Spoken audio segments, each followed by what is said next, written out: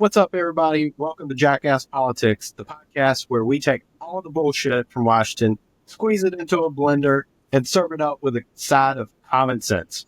I'm Adam, your local town commissioner who's still holding it down for Main Street while Wall Street tries to burn the place down. And I'm Ian, a small business owner who knows what it's like to get shafted by both parties. If you've ever felt like the system's rigged but still can't stop watching the train wreck, you are in the right place. So today's big one, y'all. The orange man is back in office, Donald freaking Trump. The guy who tried to overturn our election, who put bleach on the menu for COVID, and who has more legal issues than Brady has championship rings. He's getting sworn in today, and he's going to be the president of the United States. Yep, and in true Trump fashion, he's treating this like a cross between a WWE event and a TikTok influencer tour. Big names are crawling out of the woodwork to kiss the ring. Snoop Dogg is performing. Big tech CEOs are showing up, donating $1 million each, probably trying to save their own asses. And rumor has it the Village people are headlining the after party because nothing screams dictatorship like dancing to YMCA on Inauguration Day.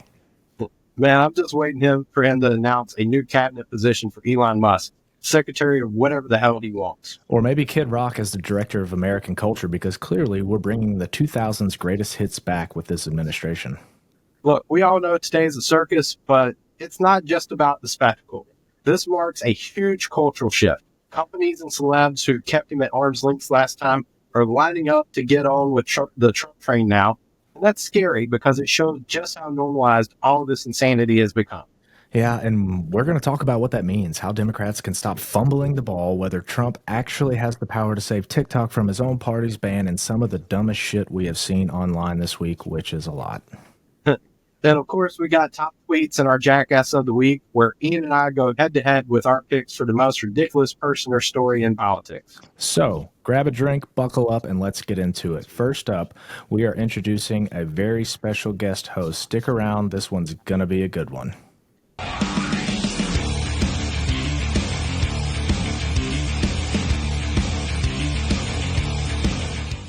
So let's get into it. We've got our special guest host today who's bringing some serious firepower to the podcast.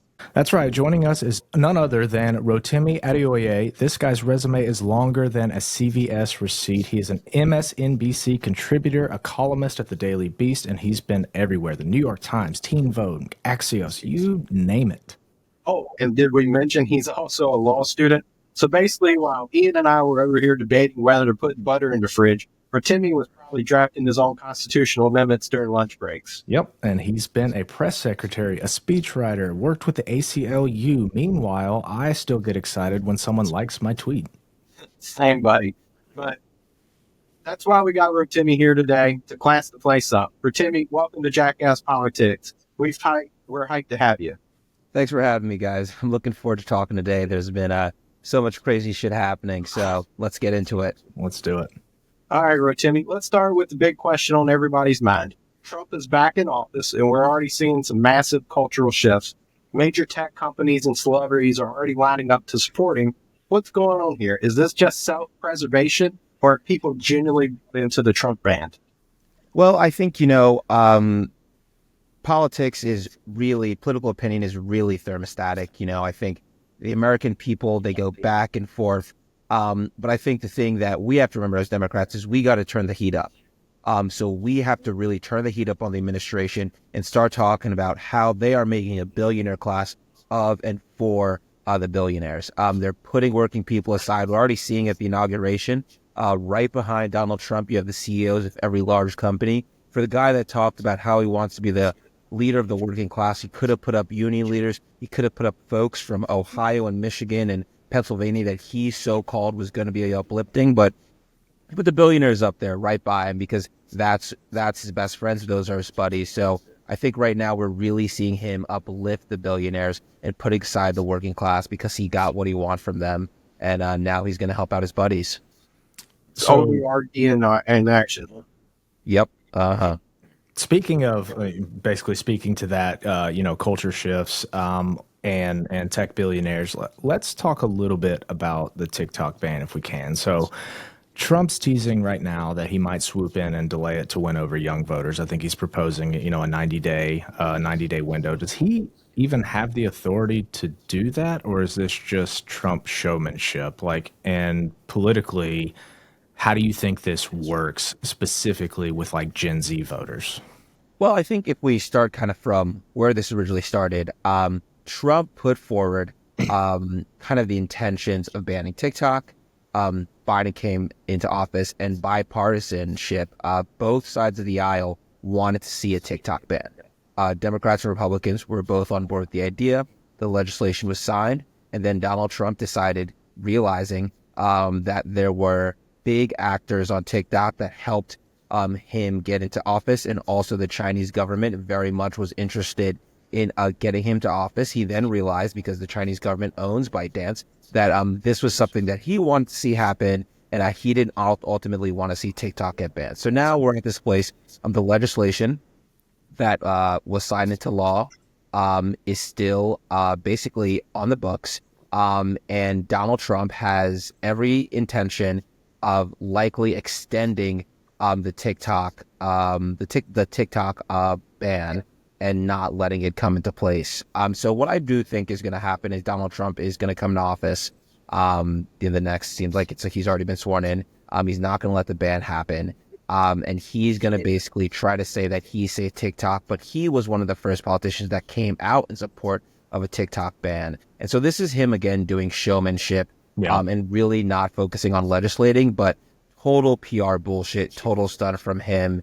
And I think even largely what we're seeing from the Trump administration is their just opportunistic way that they view the White House. Once again, they don't want to get to work. They just want to do PR stunts. Yeah. Yeah, I think that's really right. And you could kind of see it when TikTok, over the course of yesterday, when the ban was in place and then it got, temporarily partially lifted and then fully lifted, all that. It was like, okay, TikTok's been banned in the US. Then it came back and said, we're working with Trump to get this undone. And then later in the afternoon, it became, thank you, Trump, for putting this back. There was no reason for them to do that. Biden basically said that he was not going to enforce the ban, and if they wanted to, they could have just kept it live and not been fined by the Biden administration. But it really seemed like this was a joint effort between ByteDance and Trump to just make this seem like a huge Trump win. And in my opinion, it might have worked. Do you think it worked in terms of messaging? I do think, unfortunately, that it was a successful PR stunt. And I think something that Democrats have to understand is that Trump is a TV personality, and he's actually good at this. Yeah. For example, later today at Capital One, he's going to be signing executive orders in front of a live crowd at Capital One. Thousands of Trump supporters will be there. And this will him, again, be showing that he's working on day one. And clearly, it's just a publicity stunt. So I do think it is a successful from a publicity standpoint. I think that Democrats really have to take advantage of the moment here and talk about how we've been the party of free speech. We've been the party of business opportunity for small business owners. There are a lot of young people, a lot of small business owners on TikTok that use that place to take care of themselves, to pay their rent. And we have to talk about how we want to support those folks. So there's a big opportunity here. Even though Trump did technically win the battle here, we can still win the war on making sure that we're protecting free speech and we're helping the folks on TikTok that are making money and using that as economic opportunity. I don't think that we should also discount that during the election, one of the major investors in TikTok went to Mar-a-Lago and donated money, a lot of money to Trump. So I don't think that is to be discounted as well, right? Yeah, definitely. I think they're the CEO of TikTok. I was recently seeing some reporting come out yesterday that even on his TikTok page months ago, there are videos of him with Charlie Kirk, a big Trump supporter and strategist, and just reposting their messages. So the CEO of TikTok is clearly implicated. And even further, as we've seen some conversations about who may buy TikTok going forward, the Chinese government, since they own ByteDance, they have control over who will ultimately buy the app. And they have said that one of the people that stands out to them as an American buyer to buy the app is Elon Musk. And the reason why the Chinese government is close with Elon Musk is because Tesla has factories in China. Also, Xi Jinping, the president of China, has said before that he likes Elon Musk because he doesn't see him as a political actor, which is totally untrue. Elon's a big political actor. It sees him as this utopian tech billionaire that wants to be multiplanetary, but anyone with half common sense sees that Elon is a Republican plant and very much has a political agenda. And so Elon seems like he'll be someone to buy the app, which even makes it more concerning now that Elon owns Twitter and clearly was manipulating tweets in order to impact the election. It's concerning that we may be seeing some of that manipulation happen on TikTok if Elon does have the opportunity to buy the app. Yeah. I mean, I know that my feed on Twitter, I mentioned this to Ian just, I think, yesterday. My feed has become massively more Republican. I'm getting tweets from Don Jr., Donald Trump's inauguration stuff. I don't follow any of these people on there. So it's like, why am I being served that if it's not what, shouldn't be part of the algorithm that I'm subscribed to, right? So it's, we're going to see the manipulation there. I'm pretty sure that it's going to start happening with Zuckerberg sucking up on Instagram, in Threads. Does anybody use Threads? I see people using it. I don't use it. Yeah, I don't know. Yeah, you're 100% right, Adam. It's going to happen everywhere. Yeah. So unfortunately, it's like we're left with Blue Sky, and I've tried Blue Sky. It's just not. It's just clunky. It's just Temu, Twitter, right? It's just So let's also go into some stuff that happened in the past week. We have to touch on the 28th Amendment thing.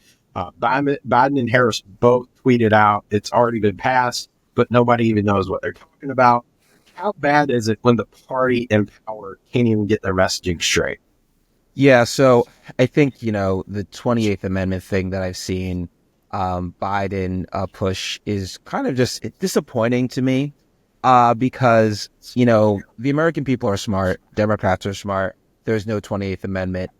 We could do a whole podcast talking about the history of the failure of that. I'll say this as someone that studies American history. It's disappointing that we don't have a 28th Amendment. We should have a 28th Amendment, but the reality is the ratification process failed years ago. And the President of the United States cannot unilaterally create a 20th Amendment. And I think Biden, that post was an example of him realizing that his legacy is very much under siege, and he's trying to create an image of some type of success happening at the last couple of days. Yeah. And so, that is something that is disappointing to see as someone that was a Biden supporter and has done a lot of work for helping the campaign in the final days. And in 2020, it's really sad to see that this is the way that he's going out. But ultimately, there is no 20th Amendment. And it was a really embarrassing messaging moment for the party, where we can rather, I think right now, Trump is in office. We need to be focusing on immigration and creating an immigration that makes sense for the American people, and telling the American people the immigration system is broken, but mass deportation is not the solution to our immigration problems. We can have a secure border and bring in the best and the brightest immigrants. And that should be our focus, telling and reshaping the story of immigration instead of making up amendments that don't even exist. Yeah, and that kind of leads us into the next question, because Adam and I have talked about this quite a bit.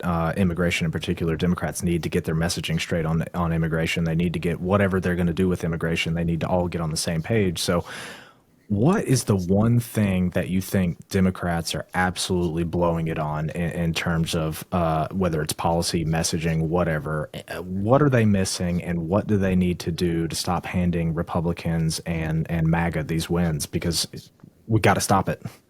So I think the biggest thing that I'm seeing Democrats mess up on the messaging front, and this connects to immigration, this connects to the economy and so many issues, is we don't really have places and platforms where we can properly articulate our message outside of legacy media.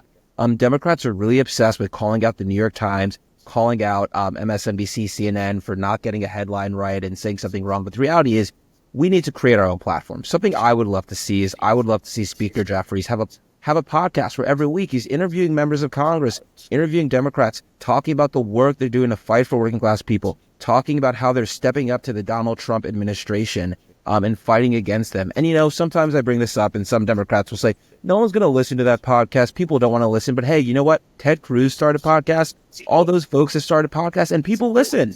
You have to try, and we have to stop being kind of the enemies of ourselves and say, no one's going to listen. No one's going to listen. We have to try. So, something that I've really liked is a lot of the folks that are running for DNC chair have talked about this issue, and they're acknowledging that it's a problem, and they're committed to building a communications infrastructure if they get elected.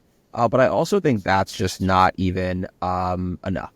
We need to be going into conservative spaces and fighting these people and waging a battle and having a conversation and showing people the other side.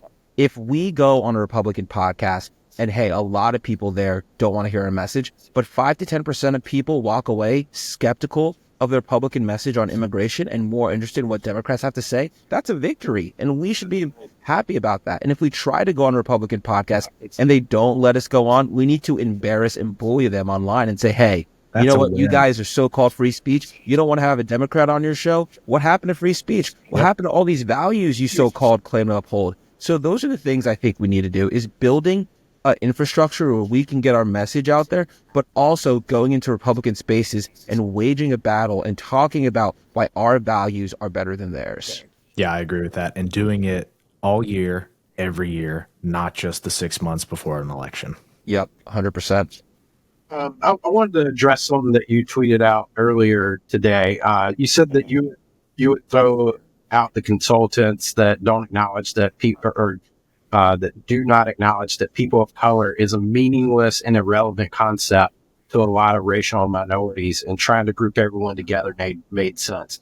I don't think Ian and I had really anybody to come along and address. I mean, we lost massive margins with people of color. I'm saying that. But, I don't know how else to say it right now. But, I mean, we lost Latino votes, Black votes, all of that. What are we doing wrong, and how do we get them back on board? I mean, what do you see the plan of action being there? So I could, we could talk about this for hours, but I'll sum it up my best in the next 30, 40 seconds.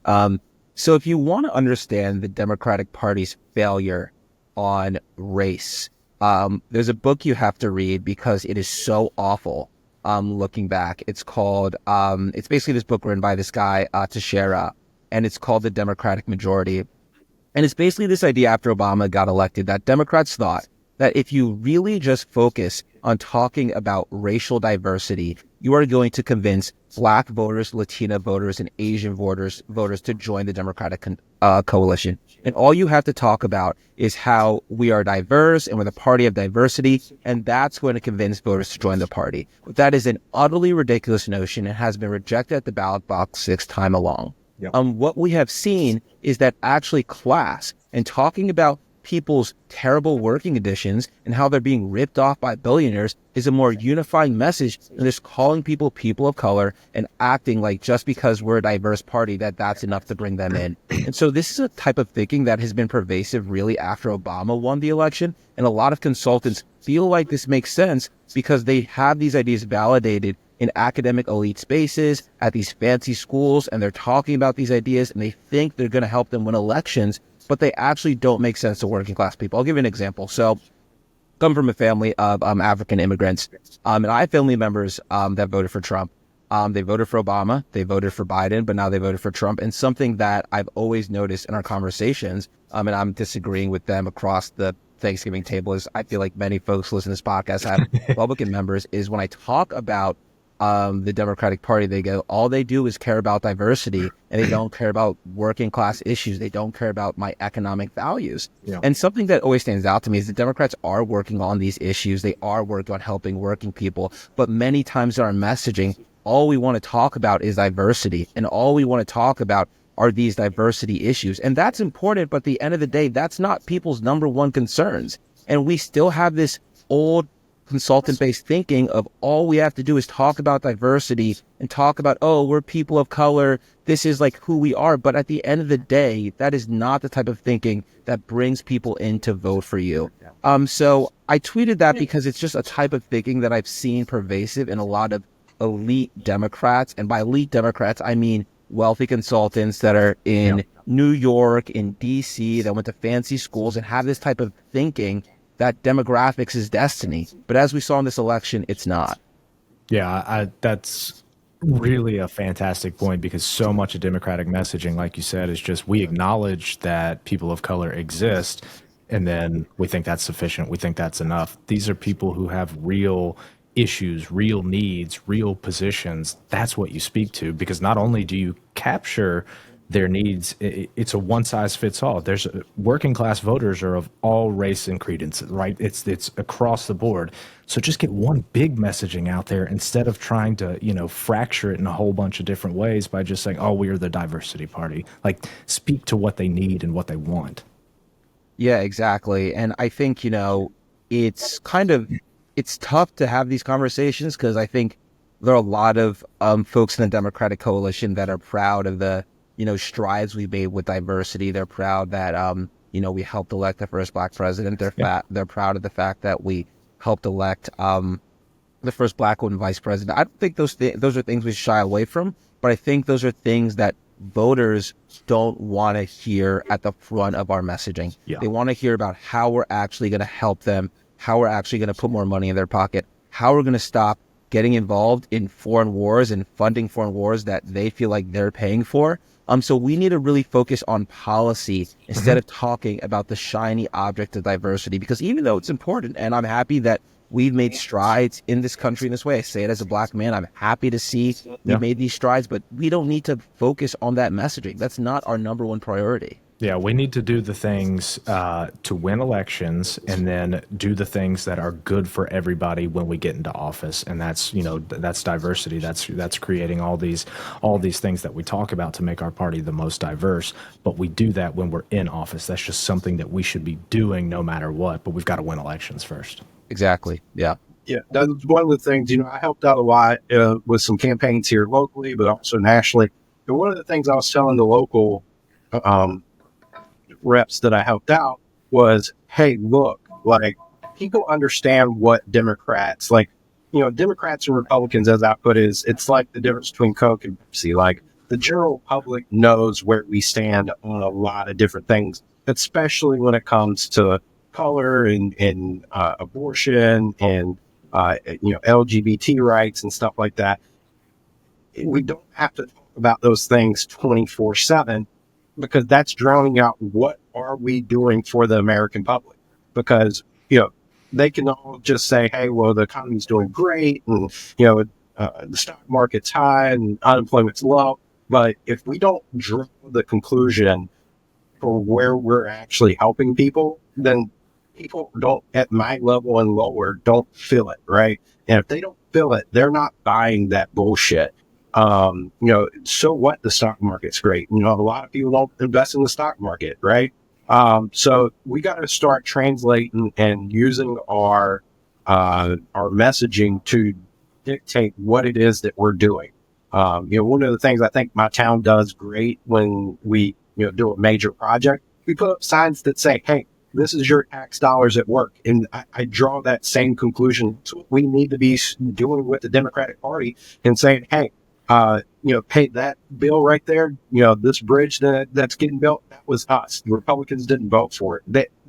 Biden's administration started doing that right after the infrastructure bill was passed, and then it just completely, I haven't heard about any of that stuff for a while. I know Mayor Pete was kind of traveling around doing some stuff, but it wasn't drawing the news, right? And we totally, I felt messaging, I'm going to try to say this word, it's kind of messagingless for the past 2 years. I feel like nobody's really leading that charge. I've kind of felt like the Biden administration's been totally checked out, and especially after he dropped out, which, I mean, we wanted him to kind of step aside at that point, but even then, I didn't feel Kamala. She had like 3 or 4 policies that dealt with economics, but it didn't translate, right? Like, she didn't go out here and sell it to everybody and dive deep. Like, even when she had her special with Stephanie Rule, there were many opportunities that Stephanie gave her to kind of push it. And you really saw, if you go back and watch that, Stephanie had to go back and clean up everything that Kamala left on the table. And that's just not where we need to be at in our messaging right now. Yeah, I think, it's now, as we look back, the campaign had, lots of different mistakes. And I think something that is a lesson for every, I think, Democrat that wants to run for president is that, you have to do a lot of interviews. The 24/7 media cycle is extremely competitive. I say this as someone that was working in comms at the ACLU and was doing communications on Capitol Hill. You're competing with a lot of information. Yeah. People are getting constantly the news. So, when Joe Biden was doing an interview once every couple months and saying that's enough, that's not enough. FDR had the bully pulpit, and that was a president that really took command of it. And I'd argue that Obama did that as well. There's a really great video everyone should watch at home. It's Obama went to the Republican summer committee meeting and stood in front of over 100 Republican members of Congress and argued his healthcare policy. He took questions from them. He battled with them in a room. Yep. And those clips went viral because it was the president standing up to the opposition. Right. I think Donald Trump and Obama, a lot of similarities, a lot of things that are not similar in their values and their policies and morals, of course. But one thing that I think is similar between them is they're willing to stand in the face of the opposition. Donald Trump has no problem going on MSNBC. He has no problem going on CNN and sitting there and telling people they're wrong. He has no problem going in front of the press, doing hours of press conference and just ranting and raving. And a lot of Democrats think that is him looking crazy, and I sure see it, and I roll my eyes. But to American people, it's just he's fighting against people that he doesn't like, and he's standing up to them, and he's arguing his point. And, when I see that video of Obama doing that at that Republican spring conference where he's arguing about how the ACA is going to help working people, and the Republicans are like, you're wrong, and he's like, no, you're wrong. And so I think we missed that fight, and there were moments where Biden would do that, and you have this like dark Brandon meme. But it just never lasted. Yeah. And I think that's why we're in the situation we are right now. And I think something that, as we deal with the Trump administration, is I think we have to understand that we are going up against someone that is primed and ready to fight against the opposition. He's been doing it for nearly 10 years now. And so we need to figure out how are we going to grab the attention of the American people to properly combat the vitriol that is coming out of his mouth. And I think one of the best examples and ways we can do that is with mass deportation raids. Yeah. The Trump administration announced that tomorrow on January 21st, the administration is going to be doing deportation raids in places like Chicago. And what is our message on that? How are we going to talk about how mass deportation is not the solution to our immigration crisis and fight against the Trump administration? I think that should be our focus. Yeah. So that kind of transitions a little bit into our last question here for you before we move on to our top tweets. Trump's officially back in office now. How do you think Democrats should handle him this time? Do we fight fire with fire, or is there a better way to deal with this chaos? So I think, something that happened during the last administration, it was kind of like every time that Trump did something, it was this breaking news headline. He tweeted something, he called someone a nasty word. You'd see Democrats run outside being decorum and respect and values and but I think what we need to do is when things that Trump does that are just bad and kind of annoying and he curses or says something rude or bad, I don't think we need to pay any mind. Everyone knows what this is. We've seen it before. He's been doing this theatric crap for years. What I do think we need to do is when he's coming after immigrants, when he's coming after working class people, when he's enriching his billionaire friends, we need to talk about that and aggressively talk about it. And we need to go into conservative spaces and talk about it. For example, we need to go on Fox News and we need to go on conservative podcasts and say, did you guys see that Donald Trump released a cryptocurrency and he made billions of dollars off that cryptocurrency? That's a problem. Yeah. We can't just be it's happening and we're going to stop talking about it. We need to continue to build a narrative of how he's hurting immigrants, how he's hurting working class folks. And I think those are the places we need to focus on because those are the issues that I think really impact the American people. And that's where they want to see progress. Things like Donald Trump cursing, things like him talking about how he wants to get green. These are Greenland. These are things that are exciting and they chase the news, but at the end of the day, they're not what the American people are focused on. So that's what I think we need to talk about is immigration and the working class in this country and how he's actually making things expensive and how he's not going to help people put more money in their pockets. Yeah, I think that's a perfect segue into our top tweets section, actually. Yeah.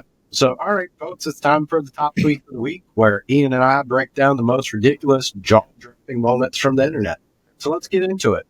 So first up, we have Mehdi Hassan's the Trump meme coin, financial asset that didn't exist on Friday afternoon, now accounts for 89% of Donald Trump's net worth. This coin just made Trump one of the 25 richest people on the planet. And it's not just a grift, it's a global security threat. If you think about it, this could let foreign adversaries literally pay him for favors. Exactly. And it's not just a scam on the suckers who buy it. It's a backdoor for corruption, like you said. Imagine if China decides to, quote unquote, invest in Trump.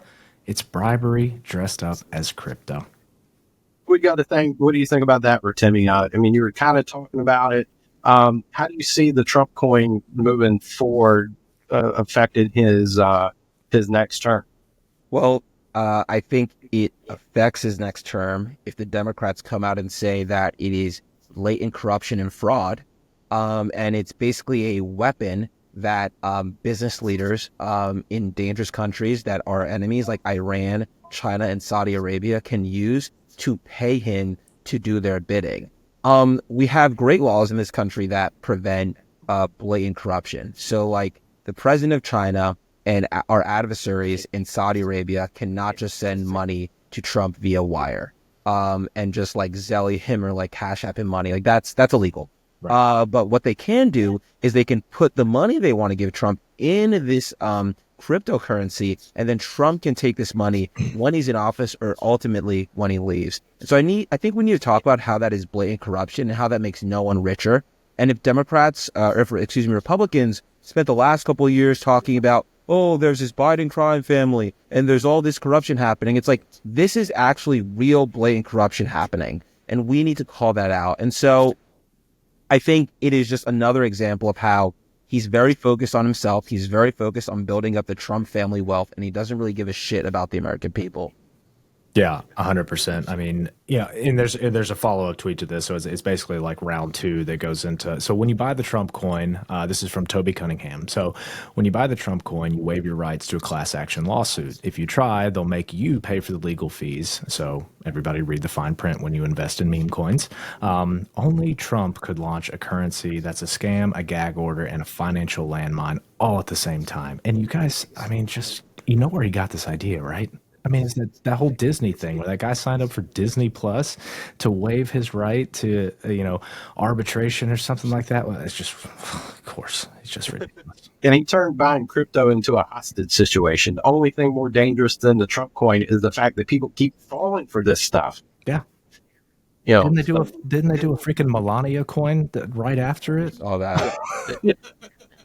What's next, Barron, right? Eric. That's probably, I honestly think they're going to do the whole family, and they're going to have a single coin for every family. You may see a Vance one, and yeah, it's ridiculous. Yeah. All right. Next up, Aaron Rupert. It was an interview between Mike Johnson and Kristen Walker. She was saying, is there one piece of legislation targeted at bringing down grocery prices? And his response was, well, it's a complex collection of legislation because we have to unwind and fix everything. So the GOP ran their entire campaign on inflation, and now they're admitting that they don't actually have a plan. Yeah, it's like drafting a quarterback with the first pick and then realizing you don't have a playbook. The grocery prices were the election issue. Where is the follow-through? Yeah, they have zero plan to actually make the country better. They have zero plan to help out working class people. They have zero plan to put the country on a path towards success and prosperity. And they basically just ran a fear campaign saying that the status quo is bad, which there definitely are issues with the status quo, but they have no solution. So I hope the American people realize that, when Trump got sworn in today, on the dais behind him were the billionaires of this country, because they realized that they played everyone and they got what they want in the process. So we're going to see in the next couple of months the billionaires in this country continuing to get enriched. They're going to get their tax breaks. They're going to get their access. They're going to have Elon Musk. Apparently now he has an office in the White House. Allegedly, he'll be having a little space where he can do his work. Direct access to your tax dollars to go straight to Tesla shareholders. So it's just another example of how the rich are getting richer and the poor are getting poorer. Yeah.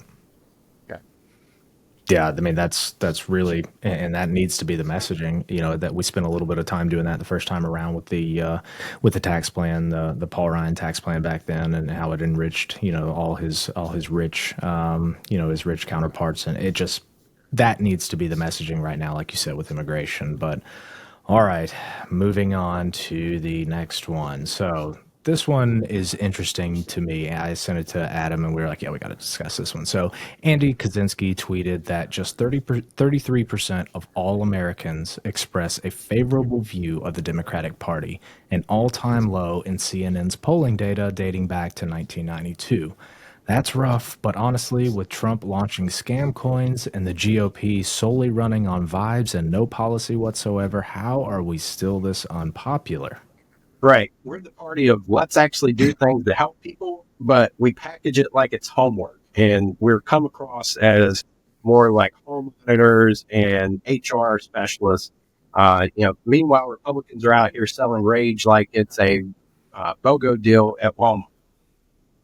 Yeah, and it's interesting, that poll. There's also another kind of upside to it is 17% of folks have no opinion. So there are people out there that are looking for a true working class vision of the Democratic Party, of a political party that can help their needs, a political party that can address how they're actually going to make things cheaper, how they're going to make sure that they have more money in their pocket, how they're going to make sure that they can build a future for their family. And so the Democrats have to spend this time really being a true oppositional party and fighting against the billionaire class that is now in the White House. Because if we don't, and I think there are a lot of Democrats that kind of view this as a validation of Trump's vision of the country, this electoral victory, and kind of want to be like, oh, like maybe we can just go along with some of this. But I don't think that's the way forward. I think the way forward is showing an opposite vision that actually represents democratic values, and representing something that is not just the Republican Party light, being a true Democratic Party that fights for working people. Yeah. And I want to kind of touch on that because this is one thing that I've been thinking about a lot recently. It's, one of the reasons why we've had such a big discussion after losing this election on which direction the party kind of goes to is because we are such a wide tent, right? I mean, we cover a lot of the political spectrum. We just had organizer memes on. They are considerably more left than Ian, right? I think you also kind of fall more towards where Ian and I are at, and I think you might still be a little more left than us, but I mean, that's a pretty wide spectrum, right? So how do we choose moving forward what portion of that political spectrum looks like? Because to somebody like Ian and I, we're going to say, look, we feel the country's moved right. There are vibes that, when you start seeing everybody start viewing Trump as being popular, and now you have fashion designers actually willing to dress them for this time for their inaugurations and stuff. I see that as the country shifted right. So perhaps we need to be looking at the righter side of our party.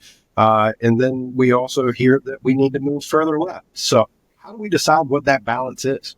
So I think something that has happened after the election is we've really tried to put ourselves in these different boxes. There's like the far left, the center left. There's all these different categorizations. But I actually don't think it's like that. I actually think it's far more simple. I think the American people want Democrats that are just talking common sense and fighting for them. And I think the more that we try to draw these lines and distinctions that the voters don't even see, we're making it more complicated. So I think we just have to get back to common sense. And common sense tells me that if you work hard and you take care of your responsibilities as an American, you should have the opportunity to retire and take care of your family. And common sense tells me that if we have a border, it should be closed. And common sense says that immigration is great and immigrants make this country beautiful. Yeah. I'm a kid of immigrants, and I believe that my parents have contributed so much to this country, and everyone in this country has immigrants in their blood. But that doesn't mean you can skip the line. That just means that we need to bring in the best and brightest. So I think we just need to get back to common sense, and this kind of whole left, center, it just is very, I think it's almost an academic exercise that I think something, and I say this as a political writer, is something that we do because it's an interesting way to fix problems and think through problems. But I think common sense is where the party needs to go, and that's taking care of the working class and standing up to billionaires that are enriching themselves. Yeah. So next tweet up, Jeff Stein brings this one. Senator Ron Johnson tells reporters Trump is taking or is talking of tariff revenue as much as $1 trillion. Johnson says he's trying to talk Trump out of it, but doesn't know what he'll end up deciding. $1 trillion in tariffs? That Trump doesn't get that tariffs are just taxes Americans pay, and they're extremely regressive, hitting the working people the hardest. Yeah, it's like Trump thinks tariffs are some magic money tree where we just shake it down, but in reality, it's like charging people more to shop at Walmart and calling it a win. Yeah, I think Trump has a style of politics that really comes from his New York real estate days. He thinks that he can basically sit with someone in a room and just harass and yell at them for an hour and basically force them under his submission, and that will ultimately lead to a better result. Yeah. But the difference here is in that process of him trying to force people to submit to his will, the American people are in the middle of that tug of war, and they're going to suffer. So I think the style of, aggressive strongman politics, a lot of Americans think that's how our political system works. Unfortunately, they think that, the guy who shows up in the room and yells the most and is the toughest and the tallest is ultimately going to get the best deal. But at the end of the day, the American people are the people that are going to suffer because of that strongman style of politics. Yeah, I saw a tweet today. I think it was referencing the Wall Street Journal, where it basically said he's going to lay out his trade vision, but he's not going to impose tariffs yet. Hopefully, that means somebody is actually in his ear telling him, "Hey, this is going to sink you. If you do this, this is going to be very bad for you and the party." So maybe. We'll have it not happen, but at least it looks like it's not going to be a day one or day two thing like he implied. I mean, he went on the economic forum this past year during the election, and he got told that to his face by people that are top economic people. So I don't really buy that he's kind of, swayed anywhere on this. I also do think he does use tariffs as a negotiation tactic. To kind of get what he wants, but is that the right thing to do? No. I mean, I don't like anybody playing chicken with our national politics, especially when it comes to last right now.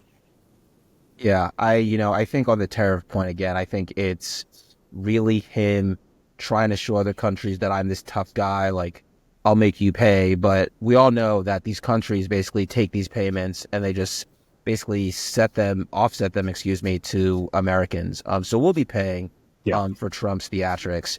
And so, I think there are some visors in his circle that kind of know about this. The interesting thing is that he has a lot of tech folks around him, and those guys a lot of them are really focused on enriching themselves, but some of them, I think, do kind of see the long-term kind of damage politically to a president that does tariffs like this. So all we can do is kind of hope is that at this point is some of those folks hopefully are going to be like, don't do this because you're going to hurt a lot of working class folks. Yeah, hopefully there's some self-preservation. Donald Trump is a lame duck president. Hopefully there's still some self-preservation by the other members of the Republican Party to make sure that this doesn't happen.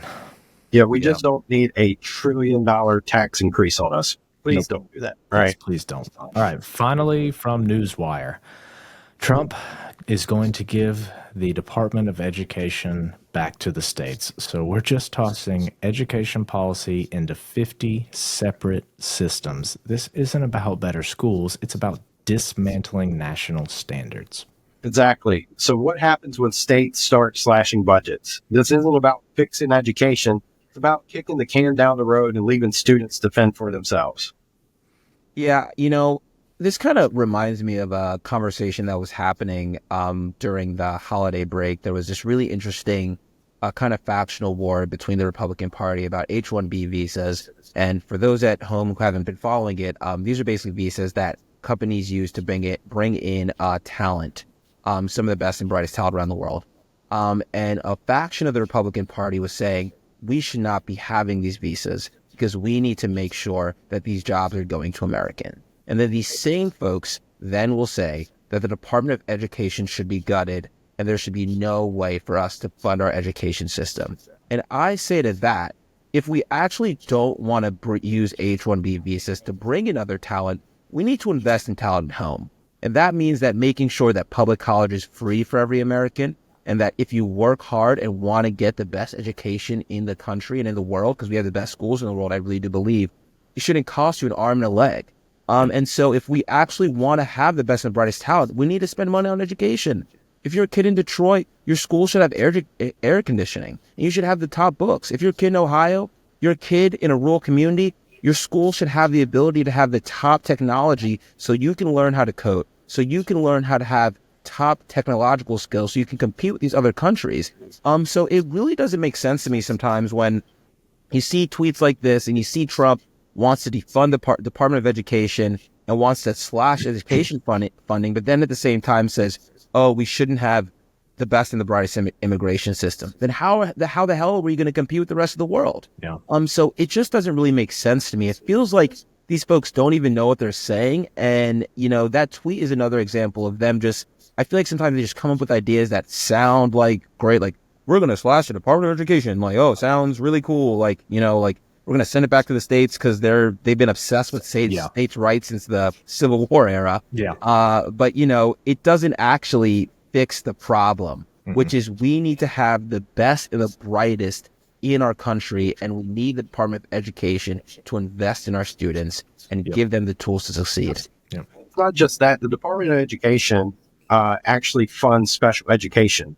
My wife is a special education teacher, and she gets her check and her salary is funded by the Department of Education. It's not here by North Carolina budgets. So seeing that really, we've had a conversation this past week. What does this mean for I don't know. Like untested territory. So it's extremely worrying for my family. And I'm sure there are a lot of other special education teachers that are looking out and they're wondering what the hell is going to happen to them. We need to make sure that we have great standards nationwide, that there should be bare minimum. And, if I'm being honest, this was kind of off topic kind of conversation that we weren't able to used to have before, but let's talk about, what education standards really work and what don't, right? We've heard so much about the Common Core and everything like that. But then again, a lot of people don't know that states do drive a lot of their own curriculum. So the states had the option to sign into that.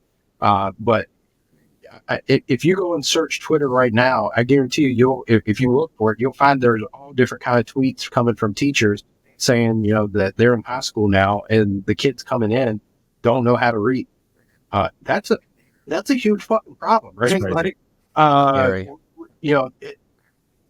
think we need to be able to acknowledge that if that's true, and I'm seeing a lot of it, so there could be some credence there. If there is, we need to investigate that and make sure that we're, not falling behind when it comes to reading and writing and arithmetic. Yeah. Get back to the basics and let's talk about what's working and what's not working. And I know that in the past, if I made a statement like that, and how I might still get in trouble for saying some of this, but let's have that conversation, right? Like somebody needs to be talking about this and talking about what the good and bad things are to do.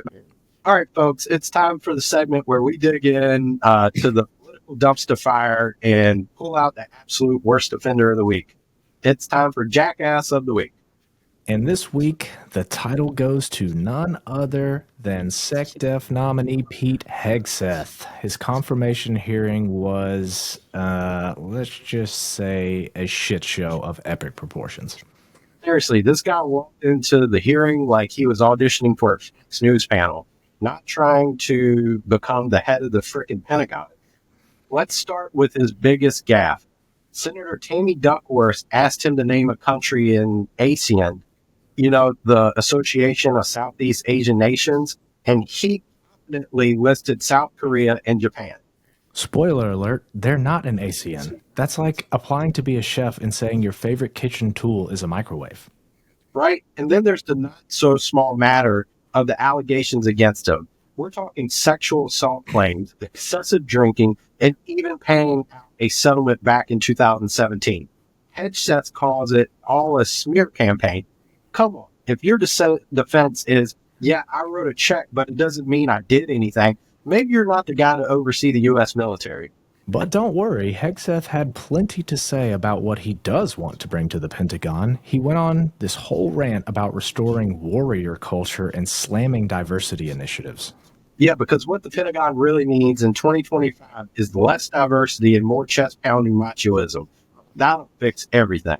And the GOP, they're just eating this up. Senator Roger Wicker said Hegseth's unconventional background makes him the perfect pick. Unconventional? The guy's biggest qualification is playing a soldier on Fox News and throwing axes at a target during a live broadcast and missing it, almost hitting someone. I totally forgot about that. Nothing says ready to lead the Department of Defense like missing your shot on national television. Look, I get it. Trump loves his reality TV energy, but putting the guy in charge of the Pentagon is like letting the drunk uncle from Thanksgiving run NASA. And maybe he is nominating my drunk uncle. And in the end, Pete Hegseth's hearing wasn't just embarrassing for him. It was embarrassing for literally all of us. And for that, Pete, congratulations.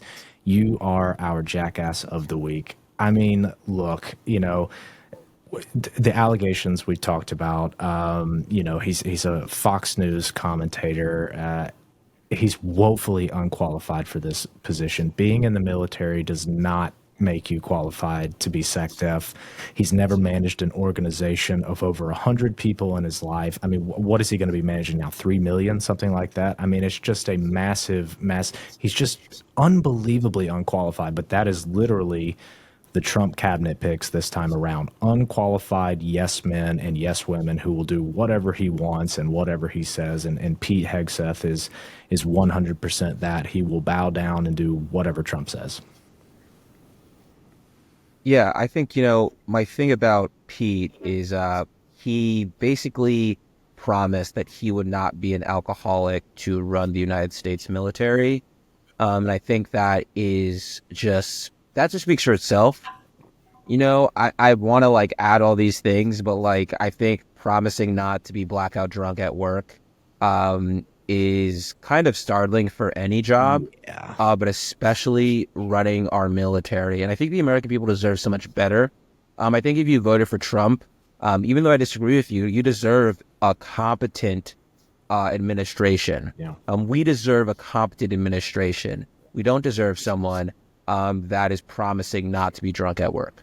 Yeah, I mean, you got a guy with an alcohol problem that's one of the basically one of the 3 points of the nuclear triad. Come on, what could go wrong, right?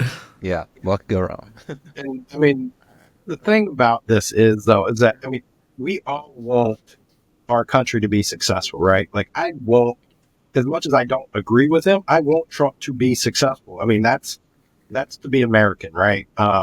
But we also have to, at the end of the day, we have to call balls and strikes. And, if, I know Ian's a business owner, I hire people in my company.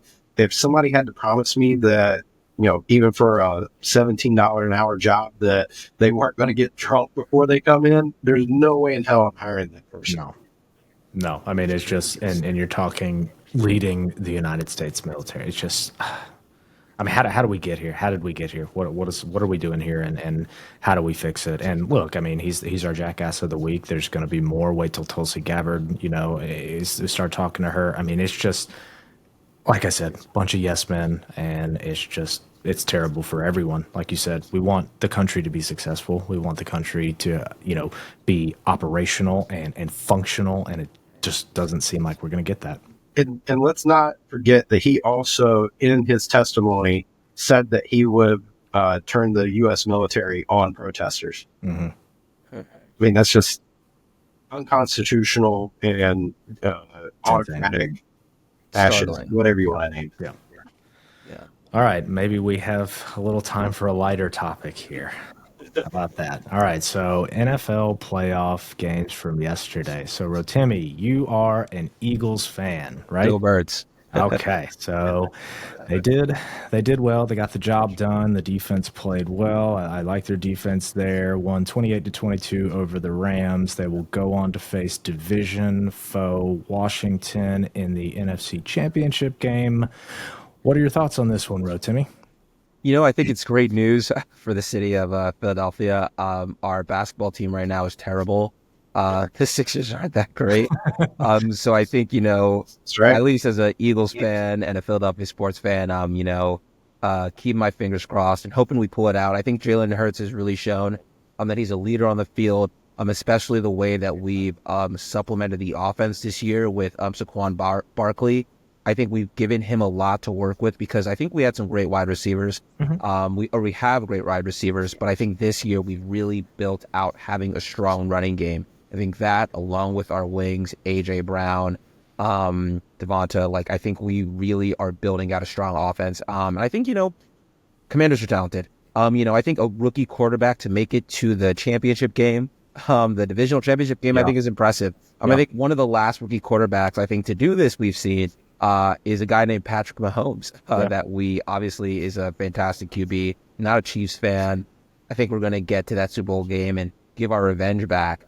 But, I think they're definitely the Commanders are someone that I'm not discounting, and it's going to be a tough game, but I think we're going to pull out on top. Yeah, Adam and I talked about Jaden Daniels with Washington on the last episode, and that's it's amazing to see what he's done, and you can't give him enough credit. He's one of those players that got through better throughout the season and phenomenal.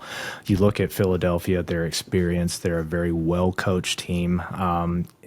People talk about Jalen Hurts throwing the football and look at his kind of low yardage that he racks up, generally speaking, but he's still an efficient quarterback. He does what he needs to do. The offense knows what its goal is. It's to run the ball. It's to get the ball into its playmakers' hands. Saquon Barkley's been such a good pickup for them. To me, at home, against Washington, division foe that they've seen twice, beat them the first time around. I believe rested starters the second time when Washington won. And Washington won by 3. It was a close game. So I'm personally taking Philly in that one. I think they get the job done and get to the Super Bowl. I'm hopeful for the other game that Buffalo gets it done. I don't have any, personal vendetta against the Chiefs or anything like that. I'm a little tired of the Mahomes coddling on that side, but I think Josh Allen's a good dude. He plays cool football, so I'd like to see him get there. I've got to say, I'm going to go against both of y'all. I'm going to go for Washington. I want to see more than 114 yards thrown in a playoff game or Super Bowl. So for that reason, I'm going to go with. I think Barkley. Wait. Just to clarify, you want them to, or you are picking them to win? I'm going to stake out my claim here. Okay. So I think I'm going to pick Washington to win. Okay. And I want Washington to win because I think that seeing a rookie QB that can sling it go against the Bills would be awesome because I don't want to see the Chiefs win either. So, do we think that Jaden Daniels, though, is going to be Rookie of the Year? I think he's definitely – I think even if he loses this game against the Eagles, which I hope he does, I think he definitely should be included in that conversation. I mean, he's just talented. To make it this far at that young of an age and also to get better every single game, it's just really impressive. To me. I do want to say one thing on the Bills. I love the Bills. I think they're a great team. I think a Bills-Eagles Super Bowl would be great for the country. Love upstate New York. Love New York. I went to college in upstate New York. Obviously, Philadelphia native. So, I'm rooting for my home team if it gets to that. But something that I have seen consistently from the Bills is choking in this situation. They really just it's like so sad to see, because every time they get to this game, you're just like, man, Bills, like let's go, and they just choke every time. So Josh Allen has played a lot better this season. I have to give him that. He's really shown up in some really last second moments. Played well last night against the Ravens. So maybe he turns it around this time. He's got to get over that hump. It's time. Like if he's he's lost to Mahomes a few times. He's got to get over that hump now. He has to. Yeah. I will just say though, if Mark Andrews could catch, I don't know if we're having that same conversation. They really tried to almost give that game away. They did. Two things. If the Ravens, while it was the right call at the time, had not gone for 2 earlier, that's a completely different ball game there at the end. Andrews doesn't drop that ball, right? Like they kick it and probably we go into overtime and who knows what would happen. The Bills' run defense just looked absolutely miserable. That they were imposing their will there at the end, which that's also really surprising to me. Why you throw that? Granted, he was open. It was the right play. It looked like that. Andrews catches that ball, but why would you not just ride Derrick Henry going into that 2-point conversion? It seemed like a bad call. That's always the tough question when you're going for 2. So like most people's kind of thought process there is when you're going for 2, you're set back off like a lot of when you get a false start or something or a offside on the defense or something like that, and you can move that forward 1 yard, then the run comes into play. But when you're talking about a team that knows even if they've been playing bad all game long, if they know you're going to run it because you're at the, you're right there, your running back is offset, it's tough because the ball starts further behind than you were when you started the play. And it's a very hard, most people pass in that situation, whether it's short, whether it's a slant. But yeah, I mean, that's 2 teams that have generally in the playoffs kind of underperformed over the years and find ways to lose the games that they shouldn't be losing. And when they went head to head, you were like, Buffalo tried to give that game away, but then Baltimore just gave it right back to them. Yeah. All right. So that's going to do it for our week's episode of Jackass Politics. Thanks for hanging out with us while we wade through the circus of modern politics. And a big shout out to our guest host, Rotimi, for bringing some serious insight and class to the show. Don't worry, we'll drag it right back down next week without you. Thanks for having me, guys. Really appreciate it. It's a blast. You know how we do. But seriously, if you enjoyed the show, make sure to subscribe, leave us a review, and follow us on social media. We've got all the spicy takes, stupid jokes, and political therapy sessions you need. And if you want more Jackass Politics, check out our clips on TikTok, YouTube Shorts, Instagram, all over the place. Share them with your friends or even your Republican uncle who will talk shit about us. Who knows? We might actually just convert him over. And that's only why TikTok sticks around. What's going to happen there? So doubtful, but worth a shot. Until next time, keep calling out the bullshit, keep fighting for Main Street, and keep having fun with it. See you next week. Later, guys.